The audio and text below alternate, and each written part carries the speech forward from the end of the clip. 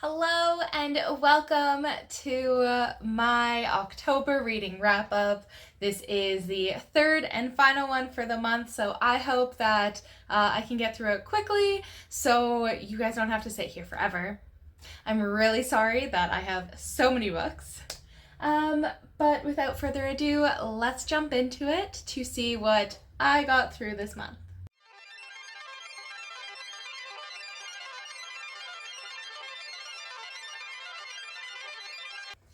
As you probably know by now, if you've watched pretty much anything that we posted this month, Ashley, Danielle, and I have been going through a Bewitched book bingo this month.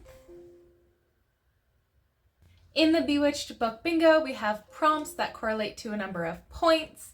It lets us know how we've done through the month, and it's a little bit of a challenge so that we can see who ends up reading the most topical for the spooky month of October. We went into this with a couple of rules. The first being that a book you read can only fill out 2 prompts, so no matter how many prompts on the page it actually is worth, you can only get 2 prompts worth of points for it. The second rule is that you have to read at least 50% of the book in the month of October, so anything that you read starting in a different month but ended in October that was less than 50% did not count. And the third and final rule that we had for this was that you could use a prompt more than one time. So if you got, for instance, Monster Mash is worth 5 points. If you read a book that filled that out more than once, you would get 5 points times however many books you got. So Danielle created this lovely bingo card for us. I had a super fun time getting through all of the books this month. I believe Ash and her also did. In order to know for certain, you'll have to watch their wrap-ups to see how they did. But without further ado, let's get going into the books that I read this month. To start off the books that I read this month, I'm going to talk about the book club books of the month, because there's actually 2 this month. The first one being A Witch's Guide to Magical Innkeeping by Sangu Mondandanna. This is the same author that wrote the Very Secret Society of Irregular Witches. And as it is our book club, both Danielle and Ashley have talked about this, so I'm not going to get too much into this book. This book follows Sarah Swan as she loses her magical power in order to bring her aunt back to life, and as she becomes an adult, she's taking over the magical inn. Chaos ensues. There's a cute romance. There's lots of stuff that happens. I personally like this book more than A Very Secret Society of Irregular Witches, but I can understand how Ashley and or Danielle would not feel the same way. Check out their wrap-ups to see their thoughts on this book. But I thought it was very cute. Posey was adorable. I absolutely loved her. She was my favorite character. I saw most of the twists and turns coming, but I did appreciate how the final one was dealt with. It had a little bit of a twist that I didn't expect, even though I saw like the main theme coming of that. The very ending was something that was a little drawn out, but definitely made the book feel whole. The characters were cute, the romances were cute, everybody coming to this inn for the amount of time that they needed, whether it was for a night, a week, their entire lives, it was super cute. This book touches on themes of found family, and they're just really adorable. I found this to be a really fun read, and it's definitely one that I will reread. I listened to it as an audiobook, and I really did love the way that it was done. I listened to this book October 7th to 12th and gave it 5 stars. Absolutely loved it. I ended up being able to get points for Witch's Brew, which is a book about Witch's Brew, which is a book with a magic system, and Cauldron Bubble, which is a book about witches for this book. The second book club book of the month was Someone Is Always Watching by Kelley Armstrong. I started this book October 22nd, and technically I have not finished it by the time I'm filming this video, but it was a reread for me. Was a reread. I apologize. I got the girls to read this for the first time because I wanted to talk to them about it, so this is a reread for me. The first time I read this book, I gave it a 5-star, and based on how much I've read so far, I bet it's going to be a 5-star read again. I don't think I'll be lowering my rating for this book. And this book follows a group of teenagers as one of their friends has a psychotic break. It brings up past traumas that have happened that people don't necessarily know about. And by that I mean the breakdown. Gabby talks about the camera's always watching, and then the next couple of days she doesn't remember that she was complaining about cameras watching her.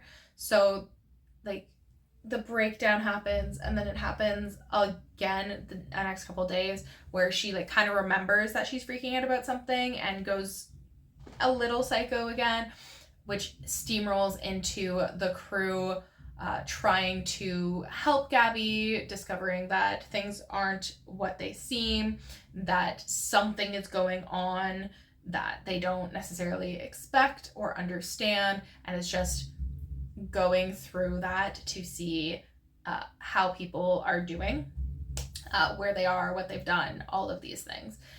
I love this book. I love Kelley Armstrong. I've said that a million times. I will continue to say it. She is one of my favorite, if not my favorite author of all time. Absolutely love her. I think this is one of her best books ever. I know Danielle feels the same way because she finished it way before I did. And the next time we talked, she asked where she could get the next book in the series, and I had to break it to her that this is a standalone. I think it's an absolutely amazing standalone, and I highly recommend reading it if you're okay with reading spookier books. I think it is phenomenal. Yes, I'm still in the middle of reading it by the time I film this, but I promise you I love this book. There's a reason I got the girls to read it. For this book, I managed to get points for Ghoul's Choice, which is a horror book, and Gravedigger, which is a book with a creepy cover. There's blood on the cover. You can't tell me that's not creepy. Just saying. The first group that I'm going to get through are all of the physical books that I finished this month. The first physical book that I read this month was a reread for me, and that is Bitten by Kelley Armstrong. This book follows Elena Michaels, who is the world's only female werewolf. In this world, werewolfism? In this world, being a werewolf is hereditary, where a father passes it on to his son and vice versa. You can get it by being bitten. However, it's very hard to survive the change. As such, most of the werewolves in this world are hereditary, and only a very slim amount have been bitten. It's also very hard for a female to become a werewolf through a bite. Because of this, Elena is the only female werewolf. However, she does not want to be a werewolf. She claims that being bitten against her will has ruined her humanity, has caused her to be this angry, chaotic person that she never wanted to be. And as such, she wants absolutely nothing to do with the werewolves and the pack that she's a part of. This book starts off with Elena in Toronto, Ontario, Canada, as she's living her human life. However, the leader of the pack, Jeremy Danvers, contacts Elena because someone or something is targeting the pack. Because of this, Elena is called back home to Syracuse, New York, or just outside of it, to help deal with the problem that has arisen. Elena says that she will do this one final thing for the pack, and then she's out. She's going to pretend that she's not a werewolf. She will continue to suppress it and only do what is absolutely necessary so that she can continue her life as a human. This book is full of twists and turns, and it takes routes that you might expect, you might not expect. I personally love them, and that was the first book that I read this month. As I said, this was a reread for me. I have read this book many a time. This is one of my favorite series of all time. This is the first book in the Otherworld series by Kelley Armstrong. When I started it, it was actually called the Women of the Otherworld series. That should tell you how long I've been reading and rereading this series. I read this on October 4th, and of course I gave it 5 stars. For Bitten, I fulfilled the prompts Full Moon, which is a book about werewolves, and Jack-o'-lantern Glow, which is a book that has either orange or black on the cover, and clearly Bitten has a lot of black. So I got Full Moon and Jack-o'-lantern Glow, both for the first time with this book. The second book that I read physically this month wasn't actually mine. I borrowed it from Brandon's mom, and because of that, I don't actually have the physical book in front of me.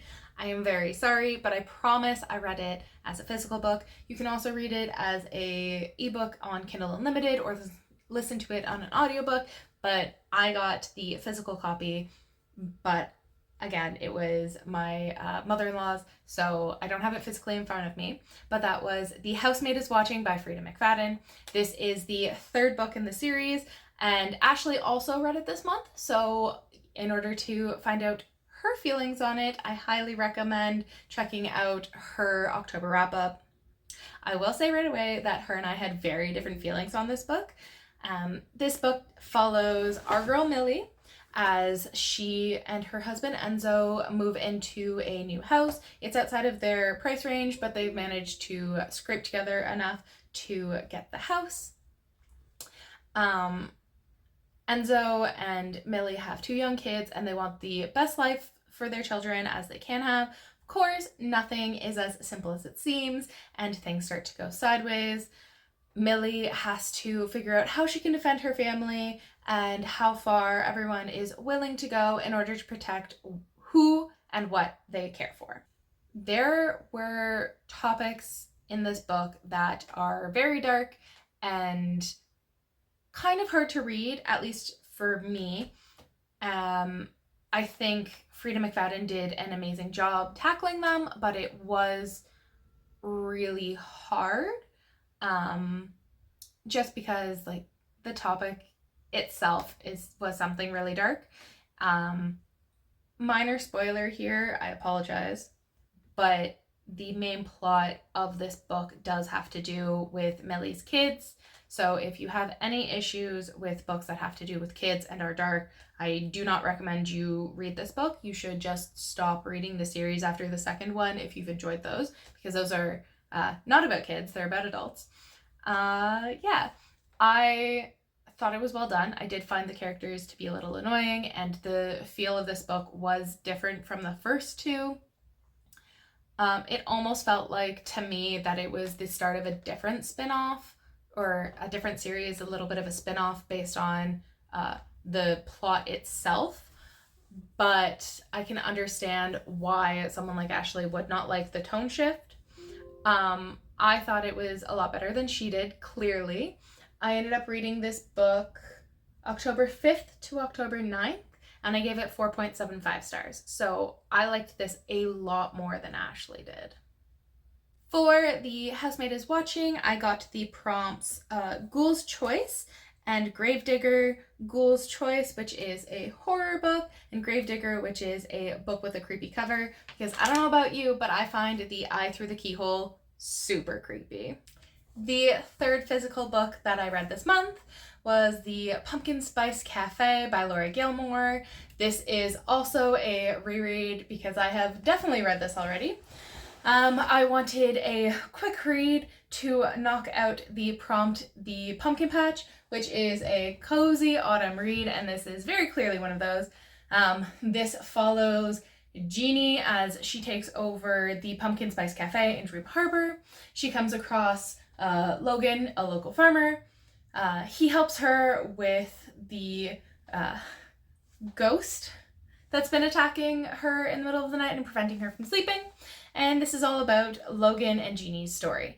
I read this for the first time with the girls last year as a book club book, and it was very cute then. It's still very cute now. I definitely enjoyed the reread.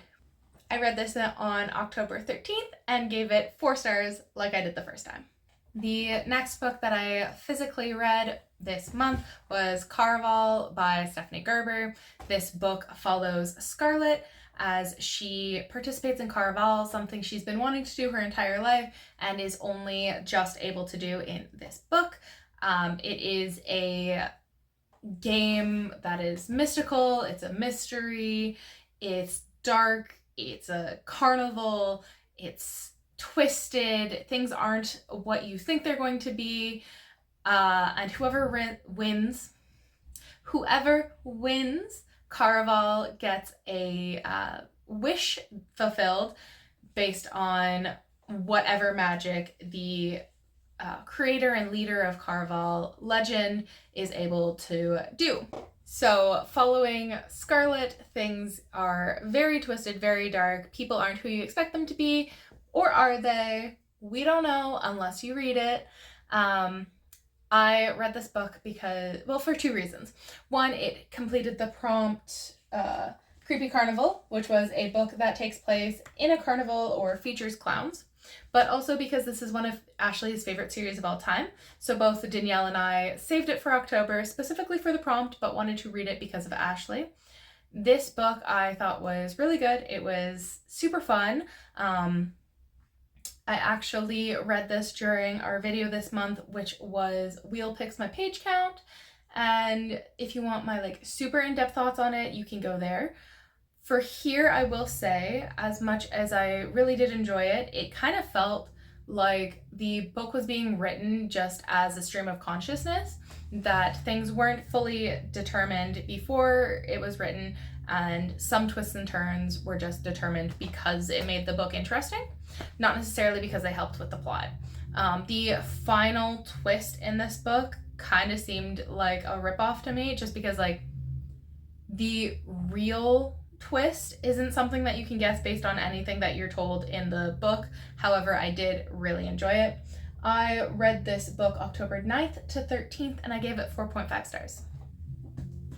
For Caraval, I managed to knock off Creepy Carnival, which is a book that takes place in a carnival or features clowns, and Shadow Spell, which is a dark fantasy. The next book that I read physically this month was Vengeance of the Pirate Queen by Tricia Levenseller. This book follows Serinda, the assassin, and one of Alasa, the Pirate Queen's closest advisors. Alasa isn't able to go on a rescue mission for some of her girls, so she sends Serinda in her place. Serinda ends up being a captain for the first time and learning that sometimes it's okay to not be in the shadows. We learn more about Serinda in this book, her backstory, her likes, her dislikes, why she is the way she is, why she believes that she only exists as a tool, and so much more. I absolutely loved this trilogy. Well, it's technically a trilogy, but the first two books are definitely more of a duology, and this is a companion novel in the same world, but I really enjoyed it. Danielle told me to read these books. She was absolutely right. I absolutely love them, and they are gorgeous. Absolutely gorgeous. Such pretty books. I love getting to add them to my shelves for the aesthetics, and they really are great reads. I would highly recommend checking them out. Danielle was very right when she said these are like a modern day Pirates of the Caribbean with a all female or mostly female cast. Very well done. Absolutely loved that. I was able to mark off the prompts Witch's Brew and Monster Mash. Witch's Brew is read a book with a magic system, and Monster Mash is a book with a creature or a monster as a main character. If you've read this book, you know why. If you don't, I'm not going to give anything away, but I really did enjoy this. Super, super great read. I read this book October 15th to October 18th and gave it 5 stars. The next physical book that I read this month was Bride by Hazelwood. This is once again a reread for 2 reasons. One, I wanted to knock off Blood Moon. And also the second book, Mate, came out, so I wanted to get this reread to refresh my mind. This book follows Misery Lark as she's convinced to be the collateral with the new program that's created between the Weres and the vampires. By that I mean she is going to be marrying a werewolf alpha to be a kind of chess piece. They're to be married for at least a year. She's going to live with the Weres. A Were is going to be living with the vampires, and it's kind of to ensure that neither fights the opposite side. So the Weres can't attack the vampires can't attack the Weres. The vampires and the humans have had a collateral program going for the last couple hundred years, but the governor in their area has decided that she will not continue the collateral program with the vampires once she takes office, and because of that, the vampires are instead making a deal with the Weres. Misery was the collateral for the humans for years, and she never wanted to do it again, except her best friend is missing, and she believes that becoming the collateral for the Weres is the only way that she'll find her best friend. I enjoyed this book. It is not my favorite Ali Hazelwood book, but it is enjoyable to me. It is different than basically every other book she's written because it is a fantasy romance or a romantasy book. It also touches on subgenres or subtropes in the fantasy sphere around werewolves. If you know what knotting is, this book has knotting. If you don't look it up. I don't recommend it. I read this book October 19th to 21st and gave it 4.5 stars. I got to mark off Blood Moon, which was a vampire as one of the main characters, and Full Moon, which is a werewolf as one of the main characters, because of course it's a werewolf and vampire romance. Yeah. The next physical book that I read this month was Book Lovers by Emily Henry. Book Lovers by Emily Henry. This is about Nora Stevenson, who definitely believes in romance tropes. She has been dumped 3 or maybe 4 times because her boyfriend went to live the small town life, and she's the city slicker that just doesn't fit into it. Yeah, that's basically what I can say about this book without giving any spoilers. I did not like it. I read this for Cursed Pages, which is a book that you have been avoiding. I've heard great things about Emily Henry, but I did not think that the writing style or this author would be for me. Unfortunately, that is true. I don't know if I'll pick up another Emily Henry book just because I didn't enjoy the writing style very much. I did not enjoy how many cliches were shoved into this. I didn't enjoy the level of puns. As someone who absolutely loves puns, this book did not do it for me, unfortunately. There was very little that I actually liked about this book, which sounds rough, but is very true. I read this book October 20th to 21st, and I gave it 2 stars. I thought about giving it 1 star, but realized that was probably too mean because I try to save 1-star ratings for books that I despised, and I didn't despise this one. I just really didn't like it. I ended up only getting Cursed Pages for this one, which was a book that you have been avoiding. I was definitely avoiding this, and I'm glad I can finally say I know for certain that this book is not for me. The next physical book that I finished this month was The Poisoned King by Katherine Rundell. This is the book that follows Impossible Creatures, which was a book that Danielle and I read together and we absolutely loved. There's a full video on our channel that has to do with it. It is an absolutely gorgeous book. Can't say that enough. I love the illustrations in this book. They're absolutely gorgeous. Absolutely gorgeous. But that's really all I can rave about, unfortunately. This book has to do with Christopher, who is one of the main characters from the first book. Kind of. He's there. He's definitely there. Really, it follows Anya as she finds out that her grandfather is poisoned and she needs to figure out who did it and get back at them for it to prove that her father is not the one that did it and to save her own life. I read this less than a week ago, and it has pretty much left my mind.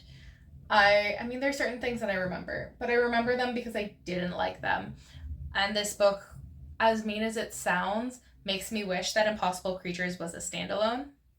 I don't think that this book was needed at all, and I know Danielle feels the same way.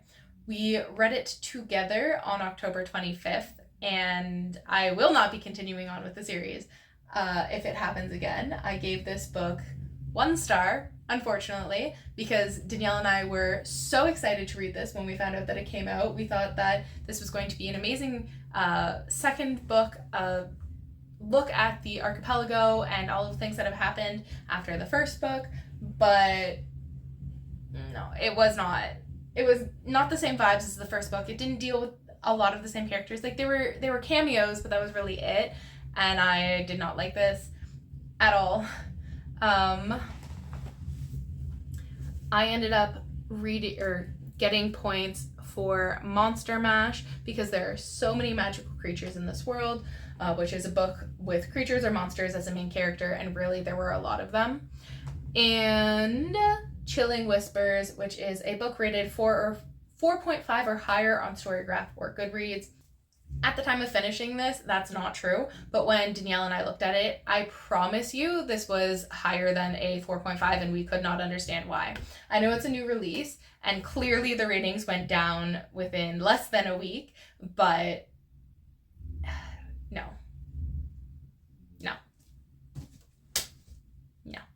The final physical book that I finished this month was Stolen by Kelley Armstrong. This is the second book in the Otherworld series. It follows Elena Michaels as she gets kidnapped and discovers that werewolves are not the only supernaturals in this world. That's really all I want to say about this one because it is a second book. I will say that this opens up the world a lot more. It feels kind of more like a first book in the series than it does a second book to me, just because there is so much world building in this, and I feel like Bitten was written as kind of a standalone, and then it became the series that it is now, at least based on the feel of this one. I find Stolen to be really slow because of the amount of world building that's in it, but it is what it is. I still really enjoy the series as a whole. This is just one of my least favorites. I read this October 6th to 26th because, like I said, I find it kind of hard to get through the world building that it gives you, but it's definitely needed.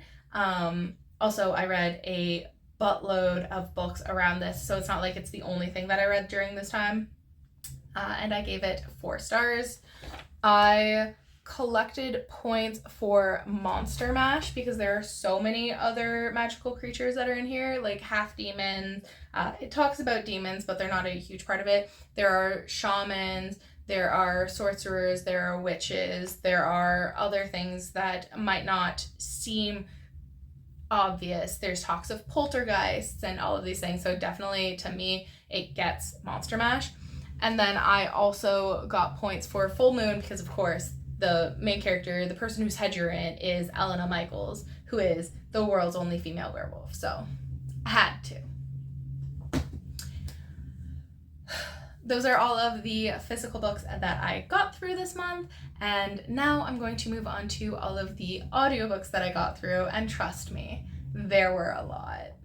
The first audiobook that I listened to this month, or at least finished this month, was A Castle in the Air by Kelley Armstrong. This is book 4 of A Stitch in Time by Kelley Armstrong, so I don't want to say too much about it and risk giving a lot about the series away. However, each of these books deals with a stitch in time, or a wrinkle between 2 different points in time that people are able to jump through in Thorn Manor. This specific installment follows Portia Hastings as she has her turn with the stitch, something she's been willfully staying away from since discovering its existence.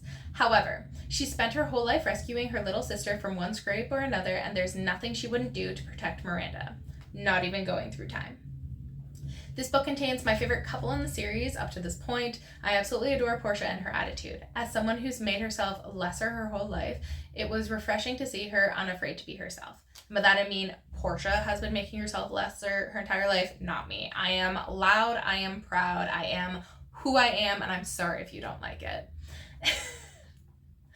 The plot of the story was also so well done. I greatly enjoyed the twists and turns, the fights and the makeups, the strong personalities. It took me so long to get to this book because the third one in the series, A Turn of the Tide, wasn't awful, but definitely wasn't my favorite. I'm sad it took me so long to get this one, as I absolutely loved it and the people that it's about. As this book was mostly read in October, as I mostly read this book in September, I didn't actually count it towards any points, but I did want to mention it because I did read it in October. At least I finished it in October. I read it September 30th to October 1st, and I know that's 2 days, but I read like 90% of it on September 30th, so I was not going to count it for this, and I gave it 5 stars. Absolutely loved it. The next book that I listened to this month was The Thursday Murder Club by Richard Osman. This is a book that I've read before and absolutely loved. Elizabeth, Joyce, Ibrahim, and Ron might be pushing 80, but they've still got their wits about them. Living at the peaceful retirement village Cooper's Chase in Kent, these septuagenarians are 4 members of the Thursday Murder Club, a club where they investigate unsolved mysteries, murders. They investigate murders specifically. Yes, they are mysteries, but they are definitely murders. When a brutal murder takes place on their doorstep, the Thursday Murder Club finds themselves in the middle of their first live case. I adore the story. It is my second time reading it, and I loved it even more this time around. The characters feel alive, their trials and tribulations riveting. As it hasn't been long since I first read it in April of this year, I can still remember how I felt reading through it the first time. There were many plot points I didn't see coming, which, as someone who prides themselves on their ability to see these, I absolutely adored. I love being shocked by a story. This is a book that keeps me on the edge of my seat, even during a reread.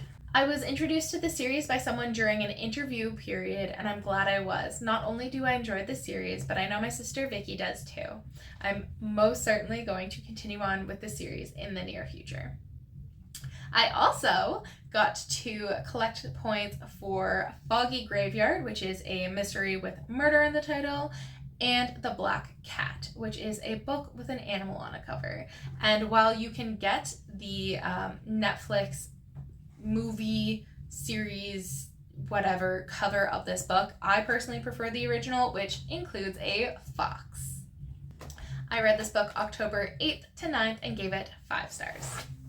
The next audiobook that I want to talk to you about is The Sirens by Emilia Hart. This book follows Lucy as she wakes up choking an ex-lover of hers, the only person that she's ever been with, and someone that she thought would see past her exterior issue because she has a skin condition.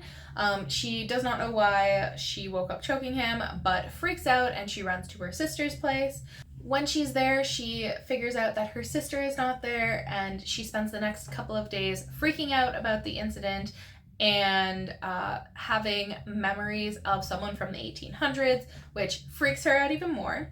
She's walking in her sleep, she's doing things that don't make sense, and she is freaked out, trying to hide the truth, and discovering more about both her past and the past of this person from the 1800s. There are multiple timelines in this book. Definitely Lucy's. You follow Eliza in the 1800s, and later on in the book you do get to see Lucy's sister's timeline a little bit more to understand like what happened and why when Lucy got there her sister wasn't present. I read this book or listened to this book because Danielle told me I would love it, and she was right. She read Wayward by Emilia Hart first and really liked it, so she got the audiobook version of The Sirens and really liked it. Told me I should read it, so I did because I'm really good at listening to instructions. I had fun in this world. It was super enjoyable, and by reading it in October, it got me a couple of points that I might not have gotten otherwise for a book bingo. I read this book October 9th to 15th and gave it 4 stars. I managed to get points for Monster Mash, which is a book with a creature or monster as a main character, and The Mummy's Curse, which is a book set in the past or ancient times. And with people being in the 1800s, about 50 or so percent of the book, I definitely count that. The next audiobook that I listened to this month was Life is Short and Then You Die. Mystery Writers of America presents First Encounters with Murder by various authors. This was edited by Kelley Armstrong, and I read it October 15th, gave it 3.5 stars. This is an anthology collection of short stories about teenagers experiencing or being involved with murder or death for the first time.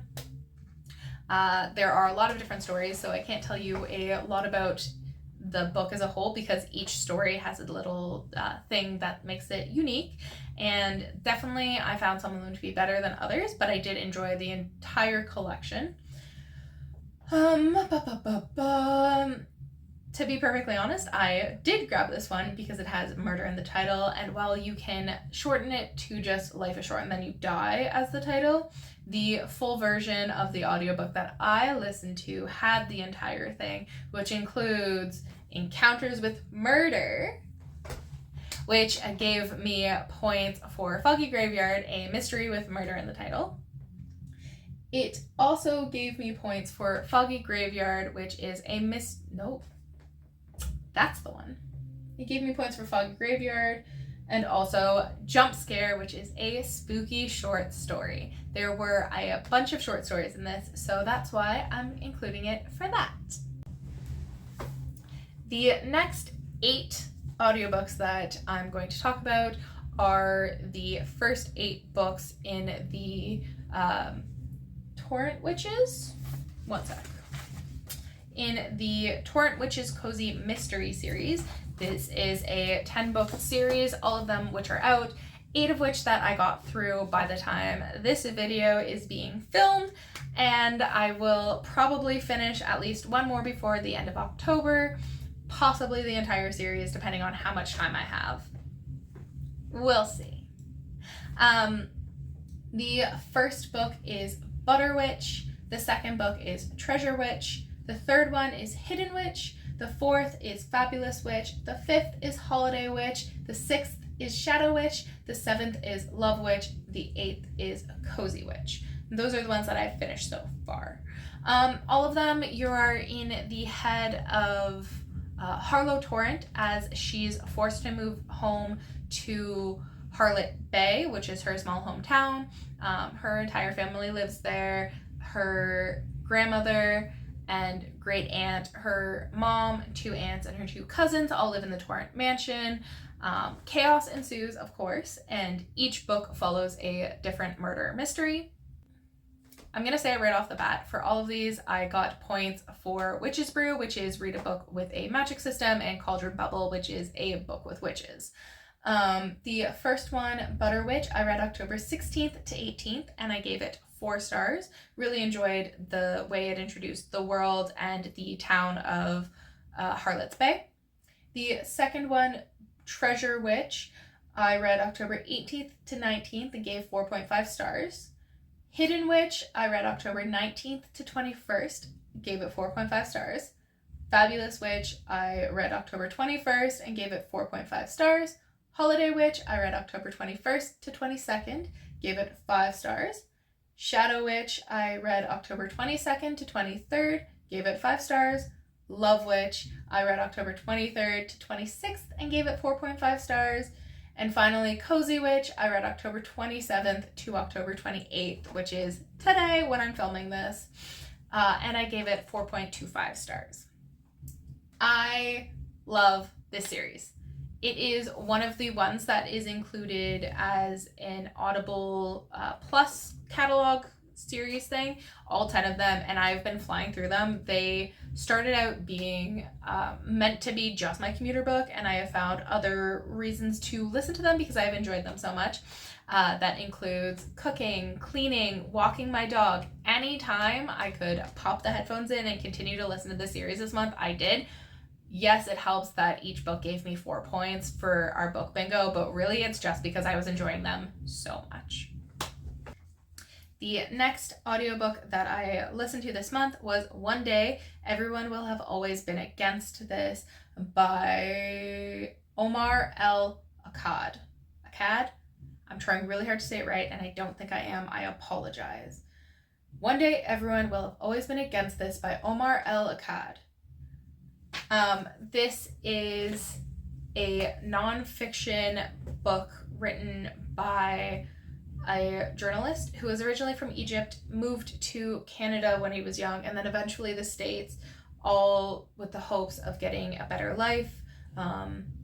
It deals with terrorism and really deep, like, nitty-gritty, hard to stomach issues that have to do about war and genocide, and the fact that right now people just walk on by and just don't pay attention, but eventually everyone will have been against it. Like residential schools and getting rid of the natives in a new land in places like Canada, where now we have before large meetings and political presentations and things, and land acknowledgement, understanding that we live here because of past traumas, not that the land belongs to us.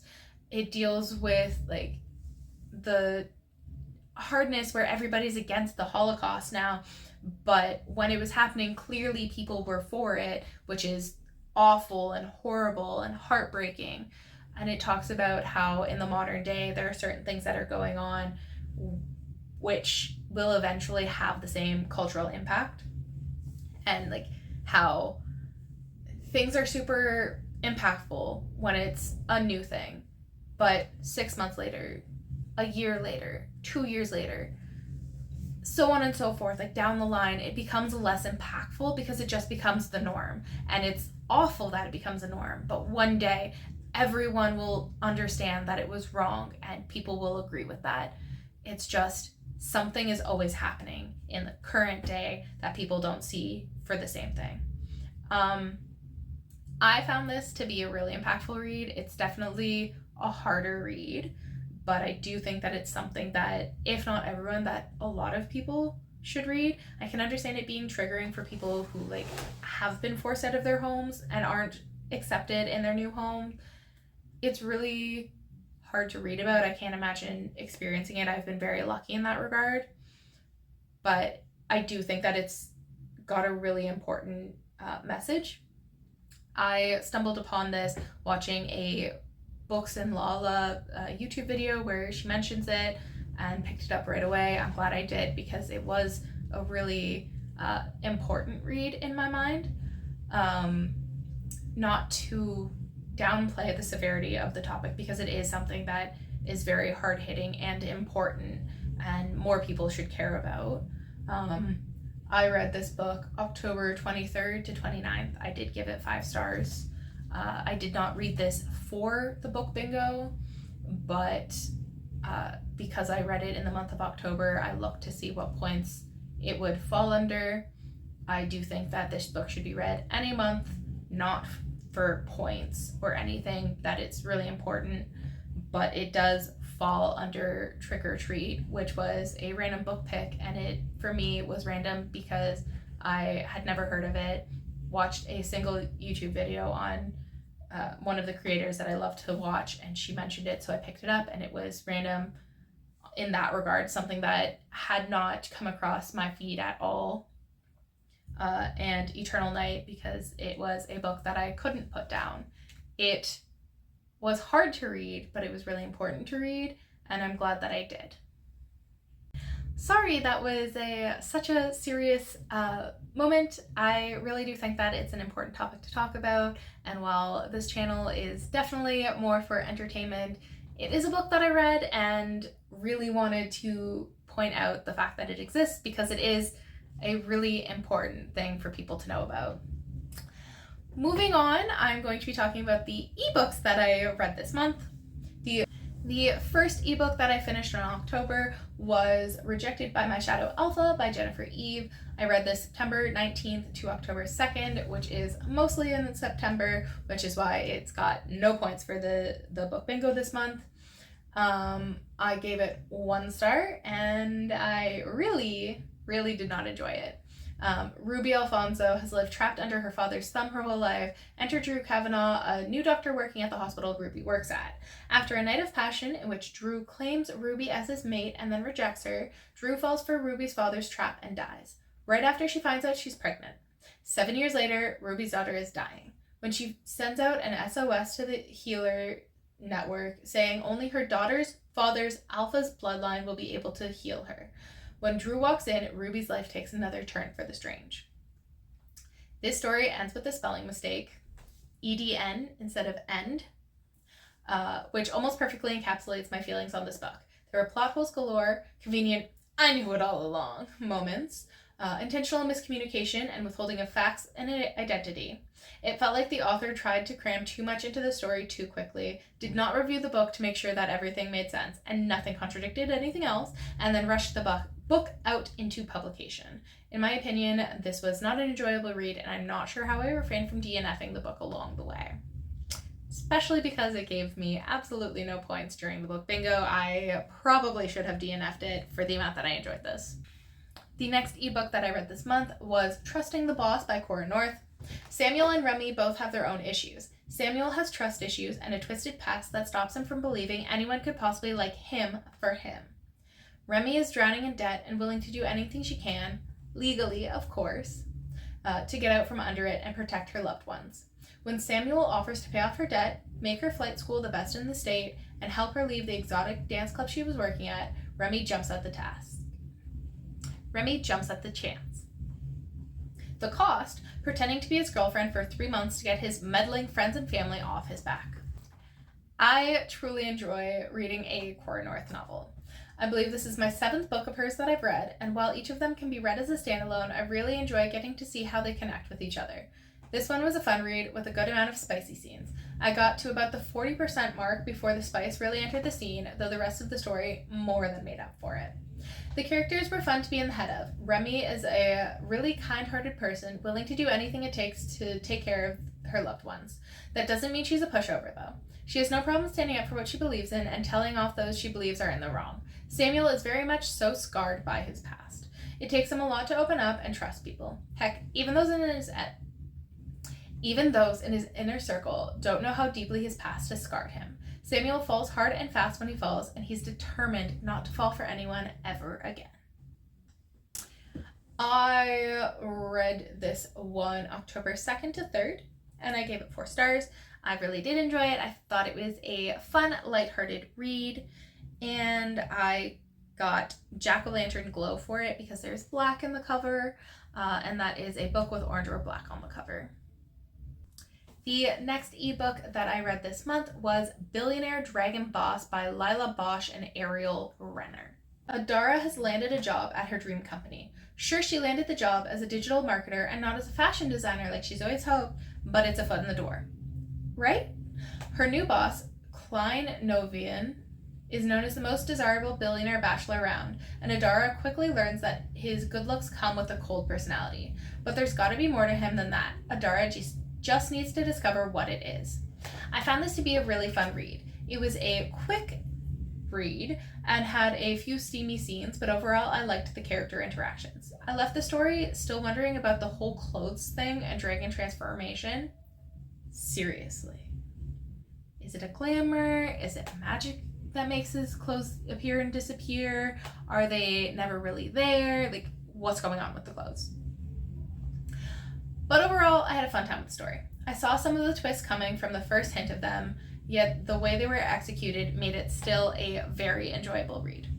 I read this October 7th and gave it 4.25 stars because it really was a fun read. It wasn't anything serious, but it was fun. And I got the points for Monster Mash, which is a book with a creature or monster as a main character, and Cauldron Bubble, which is a book with witches. The final thing that I want to do before I let you go is talk about the official points for the book bingo, like where I'm sitting right now for points and what books I've read that gave me those points. So the first square is Witch's Brew, and for that I got A Witch's Guide to Magical Innkeeping by Sangu Mondandanna, Butter Witch by Tess Lake, Treasure Witch by Tess Lake, Hidden Witch by Tess Lake, Fabulous Witch by Tess Lake, Holiday Witch by Tess Lake, Shadow Witch by Tess Lake, Love Witch by Tess Lake, Cozy Witch by Tess Lake, and Vengeance of the Pirate Queen by Tricia Levenseller. For Pumpkin Patch, I got The Pumpkin Spice Cafe by Laurie Gilmore. For Ghoul's Choice, I got The Housemaid is Watching by Freida McFadden and Someone is Always Watching by Kelley Armstrong, which I did not do on purpose, but both of them have the word watching in the title, which I personally think is kind of funny.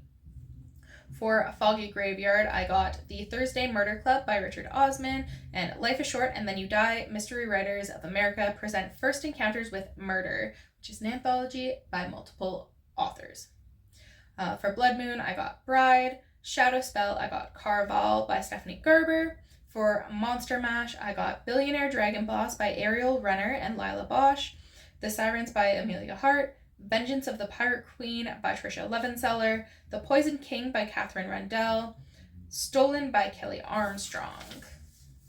For Cauldron Bubble, I got Butter Witch, Treasure Witch, Hidden Witch, Fabulous Witch, Holiday Witch, Shadow Witch, Love Witch, and Cozy Witch, all by Tess Lake.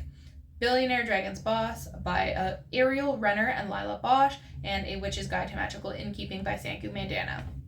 For Cursed Pages, I got Book Lovers by Emily Henry. I have not gotten anything for Haunted House as of this point. For Full Moon, I got Bitten by Kelley Armstrong, Bride by Ellie Hazelwood, and Stolen by Kelley Armstrong. Nothing for Candlelight Tales so far. For Enchanted Space, that was our freebie. I didn't have to read anything for that. For The Black Cat, I got The Thursday Murder Club by Richard Osman. For Chilling Whispers, I got The Poisoned King by Katherine Rundell. Nothing for Poisoned Apple so far, though I do have a book that I plan on finishing for this. Nothing that has been finished, so nothing that counts. For Jump Scare, I got Life is Short and Then You Die, Mystery Writers of America present First Encounters of Murder by various authors. For Trick or Treat, I got One Day Everyone Will Have Always Been Against This by Omar El Akkad. I'm really sorry about that name.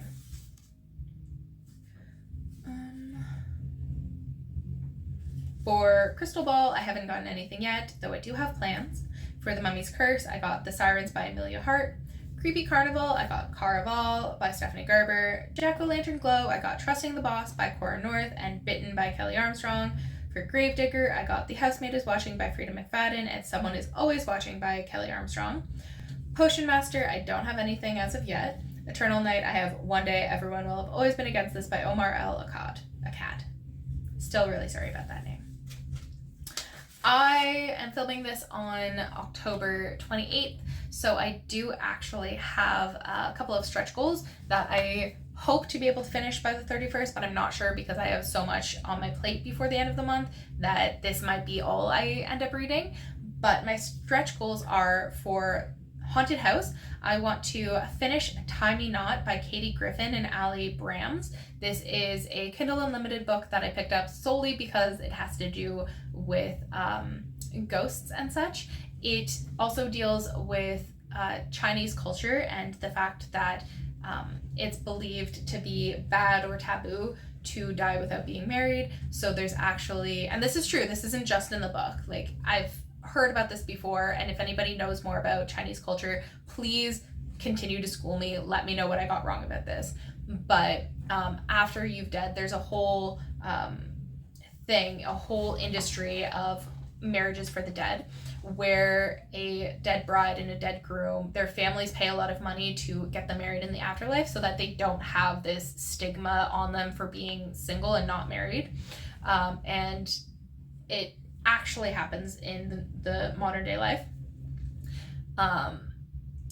The groom pays to have the bride marry them, and like, of course there's a fee for the brides to go up for profile, but a lot of the fees that have to do with the actual marriage and everything get paid from the groom's family, and like the bride's family does get paid for that kind of thing. Actually, I don't think that the bride pays anything. I think the company that does the matchmaking pays the bride's family, and then the groom's company pays the matchmaking family. So like the profile fee and the like matchmaking fee is all done by the groom side, I think. And it is believed that the bride and groom should agree to the marriage. So there's a whole thing that goes into it, where like if the grave gets disturbed or the soul sticks on the altar, something happens to them, it's not a good match. So it goes back to the system until they find a matching that actually works for both people. I believe that's how it's done in real life. That is also how it's done in this book, at least so far. The main character in this book, Chris, is a white woman, but she cares a lot about Chinese faith, and one of her degree was actually in Mandarin. Goodness. She learned a lot about Asian culture, specifically the Chinese belief system and everything, is very into it, knows how to speak Mandarin. So she works for a Chinese matchmaker for the afterlife, and in this book specifically, ghosts are real. So because of that, I picked this book to fill the prompt haunted house. For Candlelight Tales, if I get to it, I don't know if I will, but I want to read Dracula by Bram Stoker. I'm sure people already know what the book is about. I have a very pretty copy that is at the end of this bookshelf, like here. I think it's absolutely gorgeous, and my sister got it for me. So if I have time, I want to read Dracula. For Poison Apple, I am currently reading What Once Was Mine by Liz Braswell. I borrowed this book from Danielle, and I am more than 50% of the way through, but it is a chonky book, and I have a lot going on, so I'm not sure if I'll actually get through it. For Crystal Ball, I've picked up the Kindle Unlimited book Deal with the Alien Prince by Rachel Rex. This, of course, is a book about an alien. I don't know much about it. I literally only got it because it's about an alien. So sorry, I know a lot more about Ty, me not, because I'm like actively reading that, whereas I haven't started reading Deal with the Alien Prince yet. And for Potion Master, I want to reread Apprentice to the Villain by Hannah Nicole Mayer. I have not read that yet, but that is my goal to fill this out, because eventually I want to have all of these squares filled out. If I can finish the month off with a completed book bingo, that would be absolutely amazing. I can't guarantee it, but I really, really want it. Finally, books that I am in the middle of that I want to get read, but I'm not sure if I'll get to them, are Time Store Magic by Kelley Armstrong. This is the third book in the Otherworld series. Lost Witch by Tess Lake, which is the 9th book in the Torrent Witches Cozy Mystery series. Alchemy and a Cup of Tea by Rebecca Thorne, because I really, really love this series, and I need to stop dragging my feet and finish it because I just don't want the series to be over. And then For Whom the Bell Tolls by J.C. Lynn. I have not actually started that one yet, and it is a chonky book, but I got the collector's edition in the mail.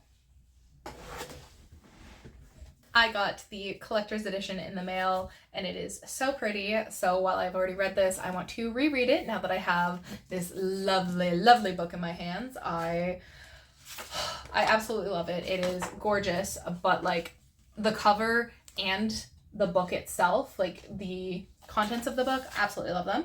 So I really hope I have time before the end of the month to get through this. I don't know if I will. It is a huge book, but I love it so much, I would love to get a chance to reread it. We'll see.